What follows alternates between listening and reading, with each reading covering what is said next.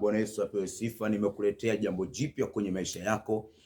Jambo jipya la ufufuo na uzima kwenye maisha yako. Kuna wakati vitu vyako haviendi, inahitajika nguvu ya ufufuo kwenye maisha yako. Maanake unapopata nguvu ya ufufuo kwenye maisha yako, kila unachotaka kupiga hatua kinaonekana. Haijalishi umekata tamaa, haijalishi hakuna mtu wa kukuonyesha njia, haijalishi umehangaika kila mahali, wewe ni mdhaifu, wewe ni mgonjwa, umekata tamaa kila wakati. Leo nimekuletea neno jipya la kinabii linahusu ufufuo na uzima kwenye maisha yako.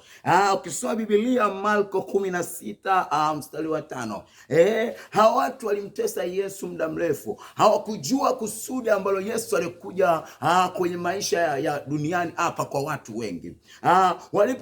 Walipomua wakazania wamemaliza. Kumbe Biblia inasema wale walinzi walipokuwa kaburini wakawa wanamlinda. Ghafla Biblia inasema kwamba kukatokea tetemeko kubwa, na wale walinzi wakawa wafu kama wamekufa. Na ndipo yule malaika akalizingirisha lile jiwe. Kwani kuna wakati usikate tamaa. Yuko malaika wa Bwana ambaye yeye anashuka kwenye maisha yako na kuleta ufufuo na kuleta uzima na kuleta afya njema kwenye maisha yako. Hata kama ulikata tamaa, na kutabiria kama nabii wa Mungu aliye hai ya kwamba kila kilichokufa kinakwenda kufufuka, kila kilichozikwa kinakwenda kufufuka, kila kilicho kwa mbali kinakwenda kurudi kwenye maisha yako. Ninatabiri kwa mamlaka jina la Yesu. Haijalishi ulikata tamaa, haijalishi ulichoka, haijalishi ukoona njia, haijalishi wewe umekata tamaa kama wewe, na mtuma malaika wa Bwana aliye hai, yule aliyezingirisha jiwe,